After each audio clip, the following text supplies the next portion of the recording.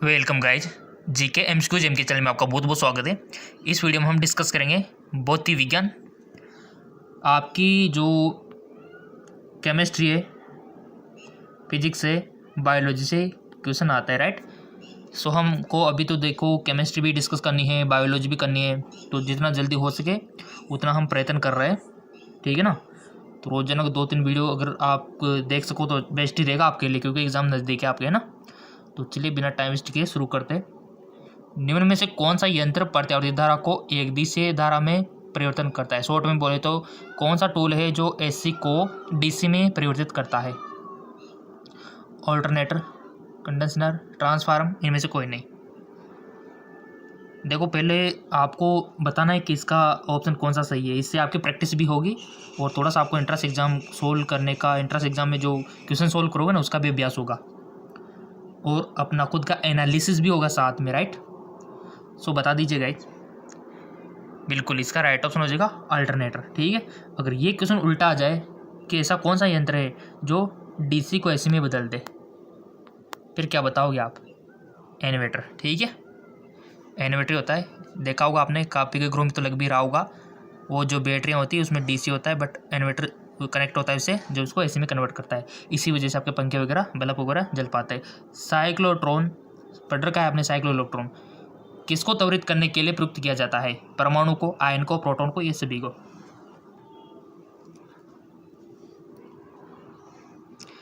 Cyclotron किसको त्वरित करने के लिए प्रयुक्त किया जाता है? तो इसका राइट ऑप्शन हो जाएगा एटॉम को, परमाणु को। और अभी तो आपको केमिस्ट्री के भी सवाल देने हैं, बायो को भी देने हैं, काफ़ी सारा हमारे पास काम है भी। तो निम्नलिखित युगों में से किन भौतिक राशियों के समान विमेय सूत्र नहीं है? बल एवं दाब, भार एवं बल, आवेग एवं संवेग, कार्य एवं ऊर्जा। तो इसका राइट ऑप्शन हो जाएगा आपका बल एवं दाब, ठीक है ना, बल एवं दाब। एक नदी में चलता हुआ जहाज समुद्र में आता है, तब जहाज का स्तर पहले जितना होगा थोड़ा नीचे जाएगा, थोड़ा ऊपर आएगा, इनमें से कोई नहीं। एक नदी में चलता हुआ जहाज समुद्र में आता है, तब जहाज का स्तर थोड़ा ऊपर जाएगा। क्लियर? बिना कहे सिलेक्ट कर लिया करो, इससे आपकी प्रैक्टिस अच्छी होगी। एक बीकर में पानी पर बर्फ तैर रही है। जब बर्फ पूर्णतया पिघल जाती है तो बीकर में पानी का थल बढ़ेगा, पहले बढ़ेगा बाद में घटेगा, घटेगा उतना ही रहेगा। एक बीकर में पानी पर बर्फ तैर रही है, जब बर्फ पूर्णतः पिघल जाती है तो बीकर में पानी का थल, राइट ऑप्शन, उतना ही रहेगा, उतना ही रहेगा, ठीक है ना। चलते अगले क्वेश्चन की ओर। अगला क्वेश्चन, जब किसी बोतल में पानी भरा जाता है और उसे जमने दिया जाता है तो बोतल टूट जाती है, क्यों? बोतल हिमांक पर सिकुड़ती है, पानी गर्म करने पर फैलता है, बोतल के बाहर का तापक्रम अंदर से ज़्यादा होता है, पानी जमने पर फैलता है। जब किसी बोतल में पानी भरा जाता है और उसे जमने दिया तो क्या होता है? बोतल टूट जाती है। इसका राइट ऑप्शन हो जाएगा पानी जमने पर फैलता है ना, तो फैलेगा तो कहाँ जाएगा? टूटनी है बोतल तो। पहाड़ी पर चढ़ता एक व्यक्ति आगे की ओर झुक जाता है, क्यों? बताइए। पहाड़ी पर चढ़ता एक व्यक्ति आगे की ओर झुक जाता है, क्यों? तेज चल सके, हंसता है तो बढ़ाने के लिए, शक्ति संरक्षण हेतु, फिसलने की संभावना कम हो जाए। सो गाइस, जिसका राइट ऑप्शन हो जाएगा हंसता है तो बढ़ाने के लिए झुक जाता है। यदि हम भूमध्य रेखा से ध्रुव की ओर जाते हैं तो जी का मान, बहुत अच्छा क्वेश्चन है, बढ़ता है वही रहता है, घटता है इनमें से कौन है? ऐसे क्वेश्चन बनते हैं आपके। यदि हम भूमध्य रेखा से ध्रुव की ओर जा रहे हैं तो जी का मान बढ़ेगा, घटेगा, अपरिवर्तित रहेगा। बहुत अच्छा क्वेश्चन है गाइज, और काफ़ी बार पूछा जा चुका है। चांस ऐसे बनने के, तो इसको आप मोस्ट लगा सकते हो। और आपने सिलेक्ट कर लिया होगा, किसी ने तो बढ़ता है, किसी ने क्या होगा घटता है, किसी ने वही रहेगा कर दिया होगा ना, तो सबका सच सामने आ जाएगा। इसका राइट ऑप्शन है बढ़ता है, याद रखना। ध्रुव की ओर जाने पर जी का मान बढ़ता है। अगला क्वेश्चन, बल गुणनफल है द्रव्यमान और वेग का, भार और त्वरण का, द्रव्यमान और त्वरण का, भार और वेग का। बल गुणनफल है, तो इसका राइट ऑप्शन द्रव्यमान और त्वरण का, द्रव्यमान और त्वरण का। अगला, शून्य में स्वतंत्र रूप से गिरने वाली वस्तु का समान वेग होता है, समान बल होता है, समान गति होती है, समान त्वरण होता है। सो गाइस इसका राइट ऑप्शन हो जाएगा समान त्वरण होता है। चलते अगले क्वेश्चन की ओर। नेक्स्ट, एक लड़की झूले पर बैठी स्थिति में झूला झूल रही है। उस लड़की के खड़े हो जाने पर दोलन का आवर्तकाल कम हो जाएगा, अपवर्तित रहेगा, अधिक हो जाएगा, इनमें से कोई नहीं। इसका राइट ऑप्शन सेट कर लिया करो आप बिना बताए, क्योंकि आपको ही कोई करना है एग्जाम में। सो इसका राइट ऑप्शन कम हो जाएगा। ठीक है, कम हो जाएगा। यदि किसी वस्तु का वेग दुगना कर दिया जाए तो संवेग दुगना हो जाता है, गतिज ऊर्जा 4 गुनी हो जाती है, उपयोग दोनों, इनमें से कोई नहीं। यदि किसी वस्तु का वेग दुगना कर दिया जाए तो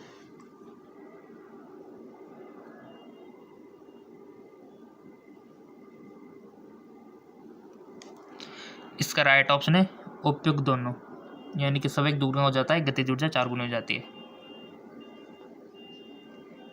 निम्नलिखित में सदिश राशि है वेग, लंबाई, समय, द्रव्यमान। निम्नलिखित में सदिश राशि है।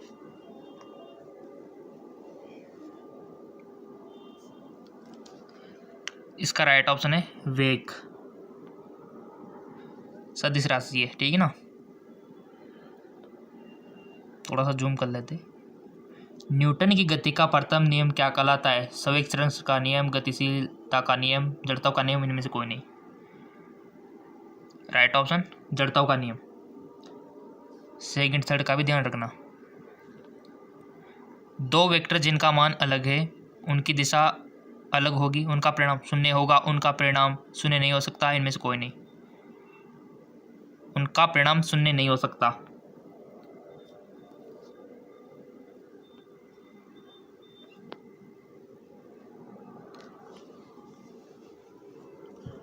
बर्फ पर स्केटिंग करना प्रदर्शित करता है कि दाब बढ़ने पर बर्फ का गलनांक घट जाता है, बढ़ जाता है, अपवर्तित रहता है, पहले घटता है और फिर बढ़ता है, घट जाता है।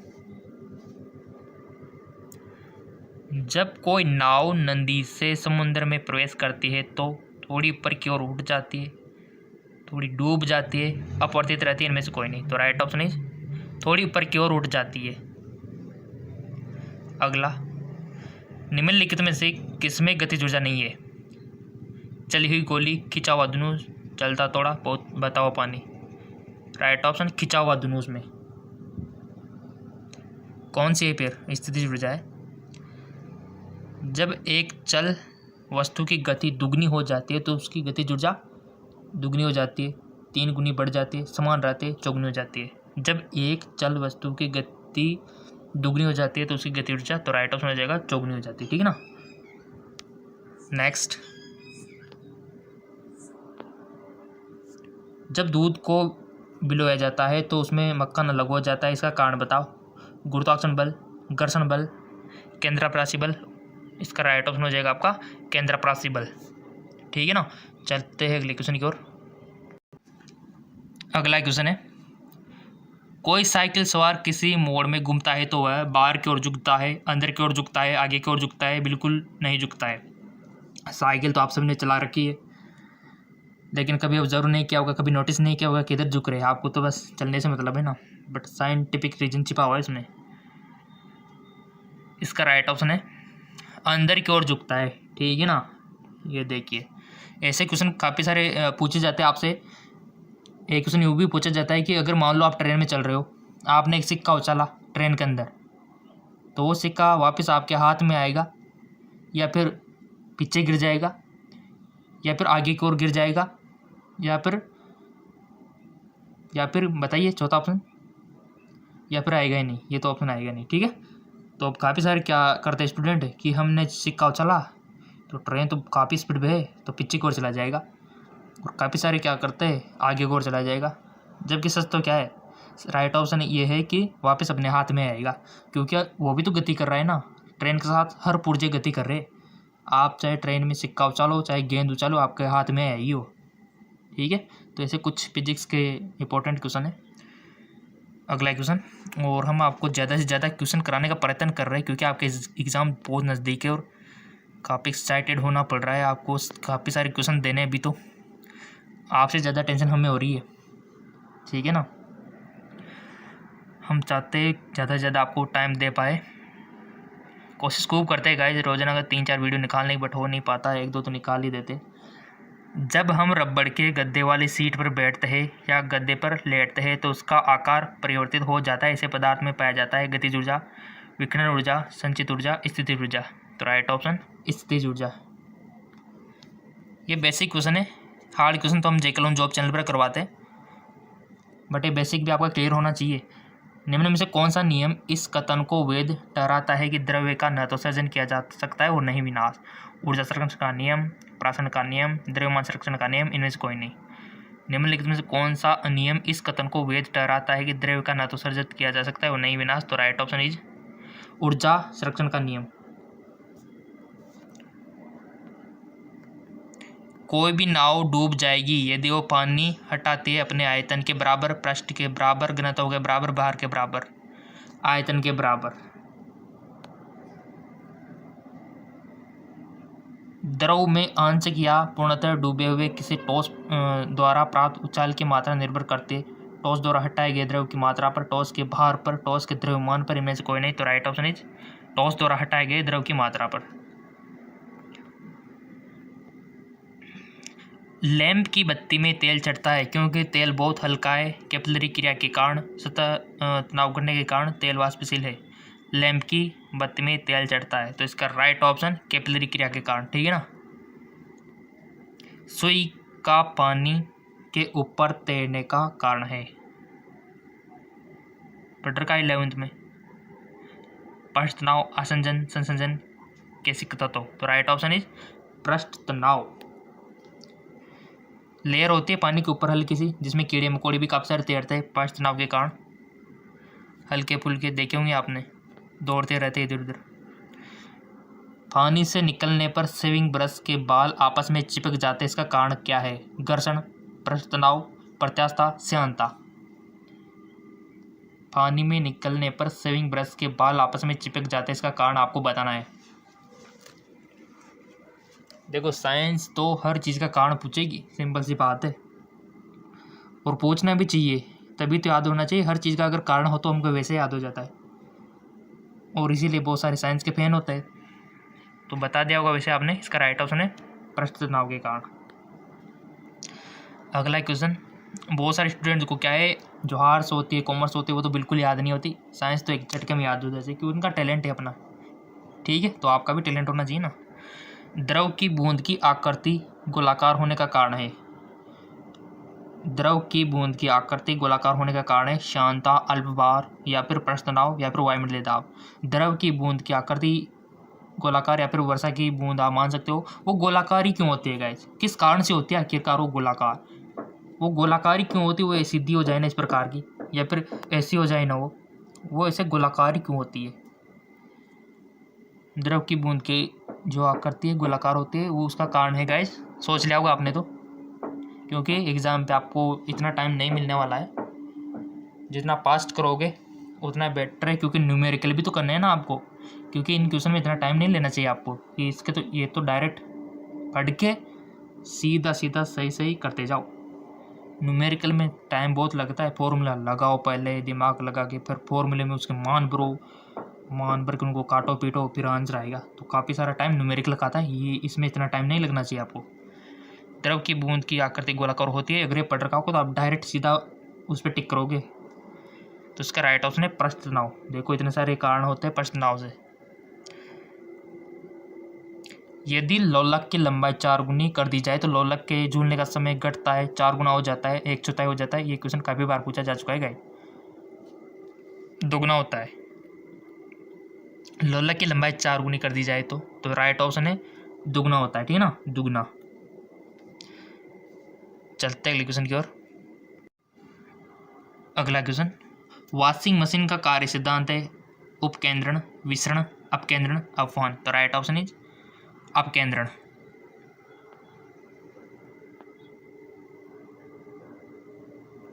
अगला क्वेश्चन,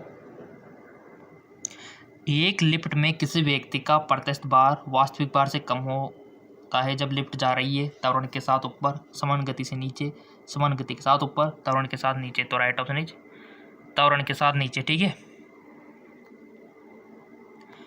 पानी में लोहे की सुई डूब जाती है लेकिन जहाज तैरता है, ये किस सिद्धांत पर आधारित है? पास्कल का सिद्धांत, आर्किमिडीज का सिद्धांत, गुरुत्वाकर्षण का नियम, या फिर इनमें से कोई नहीं। इसका राइट ऑप्शन हो जाएगा आपका आर्किमिडीज का सिद्धांत। अगला थोड़ा सा एडजस्ट। पानी के एक गिलास में एक बर्फ का टुकड़ा तैर रहा है। जब बर्फ पिघलती है तब पानी के स्तर पर क्या प्रभाव होगा? बढ़ेगा, पहले बढ़ेगा फिर कम होगा, इतना ही रहेगा, इनमें से कोई नहीं। पानी के एक गिलास में, ऐसा मान सकते हो आप, एक गिलास ऐसा कुछ मान लो आप, तो एक गिलास ऐसा, ड्राइंग इतनी अच्छी नहीं है। एक बर्फ का टुकड़ा तैर रहा है, बर्फ का टुकड़ा मान लो, पानी भी भरा हुआ है। अब ये पिघलेगा ना, तो पानी के स्तर में क्या परिवर्तन होगा गाइस बताओ? बहुत अच्छा क्वेश्चन पूछा है। ये टुकड़ा पिघल गया, अब पानी के स्तर में क्या परिवर्तन होगा? सोच लिया, कर लिया होगा आपने इसको हल। इसका राइट ऑप्शन हो जाएगा उतना ही रहेगा। ये है साइंस, उतना ही रहेगा। अब आप सोच रहे हो सर गिलास में बर्फ का टुकड़ा तैर रहा था, वो पिघलेगा तो बढ़ना चाहिए ना, बट गाइस उसने इतना ही आयतन हटा रखा था, इसी वजह से वो तैर रहा था। ठीक है, पिघलेगा तो भी क्या, आयतन में कोई चेंजिंग थोड़ी ना आएगा। समझने वाली बात है, ठीक है ना। अगला क्वेश्चन, क्योंकि उन्होंने उतना ही पानी हटाया हुआ था पहले ही। भारहीनता की आर्किमिडीज का सिद्धांत पढ़ रखा है ना, तो कोई दिक्कत ही नहीं है। भारहीनता की अवस्था में एक मोमबत्ती की ज्वाला का आकार हो जाएगा, अधिक लंबा वही रहेगा, गोलाकार अधिक छोटा। तो राइट ऑप्शन इज वही रहेगा। भारहीनता की अवस्था में एक मोमबत्ती की ज्वाला का आकार वही रहेगा। देखो गाइस, काफ़ी सारी कंडीशन में भौतिक विज्ञान ही है। कोई चीज़ें वही रहती है तो कोई चीज़ें बढ़ती है तो कोई चीज़ें घटती है ना। तो इसका थोड़ा सा ध्यान रखना, ऐसे क्वेश्चन आपसे पूछे जाएंगे। निम्नलिखित में से किसकी इकाई न्यूटन मीटर नहीं है? यानी कि आपको पता होना चाहिए कि किस किस की इकाई न्यूटन मीटर है, तब तो आप इसको इजीली कर पाओगे। ऑप्शन है कि बल, ऊर्जा, कार्य, गतिक ऊर्जा। तो राइट ऑप्शन हो जाएगा आपका बल। ठीक है ना, बल। न्यूटन मीटर नहीं है, ऊर्जा की भी है, कार्य की भी है, गतिज ऊर्जा की भी है। वस्तु को गर्म करने पर उसके अणुओं की चाल बढ़ जाएगी, का बार घट जाएगा, का बार बढ़ जाएगा, या फिर ऊर्जा कम हो जाएगी? वस्तु को गर्म करने पर उसके अणुओं की चाल के बारे में पूछा है, भार के बारे में पूछा है। इसका राइट ऑप्शन हो जाएगा आपका कि चाल बढ़ जाएगी। ठीक है ना।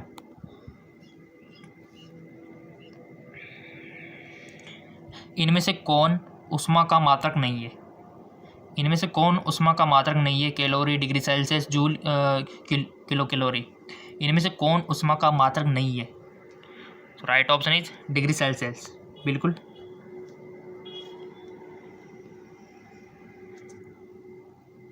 इनमें जब जल ऊंचाई से गिरता है तो उसका ताप घट जाता है, बढ़ जाता है, न घटता है, नहीं बढ़ता है, इनमें से कोई नहीं।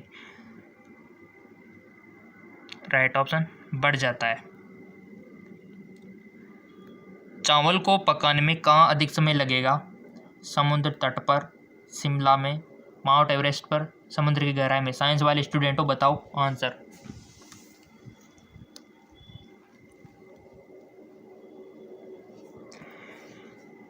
सो इसका करेक्ट ऑप्शन हो जाएगा माउंट एवरेस्ट पर। अधिक ऊंचाई पर जा रहे हो आप। अब क्यों?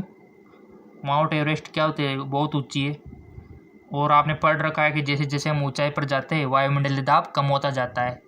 जी हाँ बिल्कुल, क्योंकि आप सभी के ऊपर हवा का बोझ है।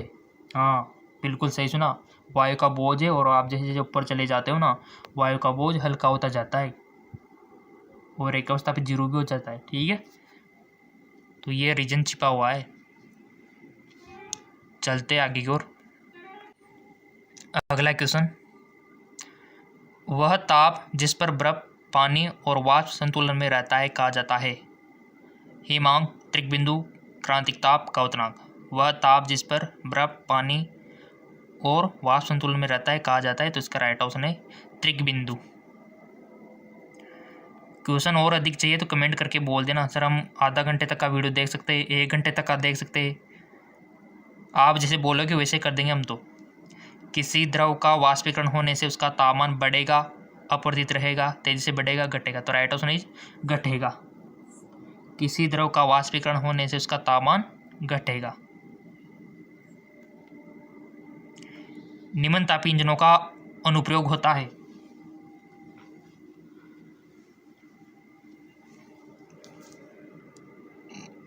पनडुब्बी नौदन में, अति चालकता, रॉकेट प्रौद्योगिकी। तो इसका राइट ऑप्शन है रॉकेट प्रौद्योगिकी में। और गाइस क्वेश्चन और अधिक चाहिए ना तो बिल्कुल भी आपको फिक्र नहीं करनी है। एक और चैनल है आपके लिए, JK लोन जॉब। हम हमेशा आपसे बोलते हैं, अगर सब्सक्राइब नहीं किया तो लिंक नीचे दिया हुआ है डिस्क्रिप्शन में। यहाँ भी आप फिजिक्स, केमिस्ट्री, बायोलॉजी का दुगना फायदा उठा सकते हो फ्री ऑफ कॉस्ट। वायुमंडल में प्रकाश के विसरण का कारण है कार्बन डाइऑक्साइड, जलवाष्प, हीलियम, धूलकण। तो राइट ऑप्शन है धूलकण। आकाश का रंग नीला प्रतीत होता है, क्यों होता है गाइस? अब आप किसी अनएजुकेटेड से पूछोगे तो वो क्या सोचेगा कि होता है तो होता है, बट आप साइंस के स्टूडेंट हो, थोड़ा सा रीजन आपको बताना है इसका। विवर्तन के कारण, प्रकीर्णन के कारण, परावर्तन के कारण, अपवर्तन के कारण। आकाश का रंग नीला क्यों होता है? वो होता है गाइस प्रकीर्णन के कारण, ठीक है।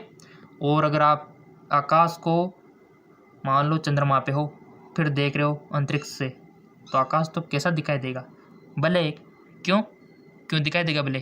क्योंकि वहाँ प्रकीर्णन करने के लिए कुछ वायु वगैरह धूलकण है ही नहीं, निर्वात है ना, तो निर्वात में तो प्रकीर्णन होगा ही नहीं, तो इस वजह से ब्लैक दिखाई देता है। और धरती से तो क्या है, बीच में हवा है, धूल एक अवसर गैस है, तो उसके कारण प्रकीर्णन हो जाता है और नीला दिखाई देता है।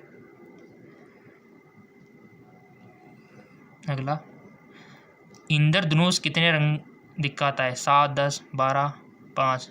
अब आप बोल लेंगे सर ये तो बच्चों वाला क्वेश्चन है, तो आप अपनी लेवल के अकॉर्डिंग अंदर तक चले जाओ। इंद्रधनुष कितने रंग दिखाता है, तो ये क्वेश्चन आ गया, तो अंदर जाओ।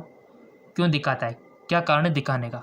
क्या परावर्तन है, क्या पूर्ण आंतरिक परावर्तन है, या फिर अपवर्तन है? क्या कारण है ऐसा? इस तरह से अंदर जा सकते हो आप। और यही है ट्रिक, जिस लेवल का आप एग्जाम दे रहे हो ना उसके उतना डीपली चले जाया करो। सो इसका राइट ऑप्शन है 7।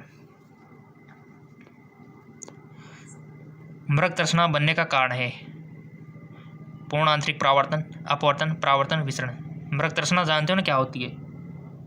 आप कभी गर्मियों के दिनों में कभी गए होंगे ना सड़क पे, ट्रैवल किया होगा, तो आपने दूर देखा होगा पानी भरा हो, ऐसा लग रहा है कि सड़क पे तो पानी भरा हुआ है। जैसे वहाँ गए फिर और दूर चला गया हो आपका पानी, फिर वहाँ गए और दूर चला गया हो पानी, जबकि एक्चुअल में तो कुछ है नहीं, सूखा है सब। वो तो आपको दिख रहा है, एक्चुअल में वास्तव में तो वहाँ सूखा पड़ा हुआ है। और ऐसे रेगिस्तान में होता है, काफ़ी दूर दूर तक आपको क्या दिखाई देता है, काफ़ी दूर पर पानी, लेकिन वहाँ जाते हो तो दिखाई नहीं देता।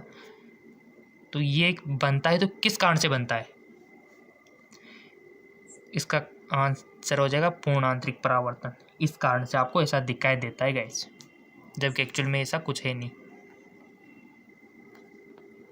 पूर्ण आंतरिक परावर्तन होता है जब प्रकाश जाता है जल से कांच में, वायु से जल में, हीरे से कांच में, वायु से कांच में। पूर्ण आंतरिक परावर्तन होता है जब प्रकाश जाता है। बताओ। और अभी तक आपने फेसबुक, इंस्टाग्राम पे फॉलो नहीं किया तो कर लेना, लिंक हम दे रखा है नीचे डिस्क्रिप्शन में। पूर्ण आंतरिक परावर्तन होता है जब प्रकाश जाता है हीरे से कांच में।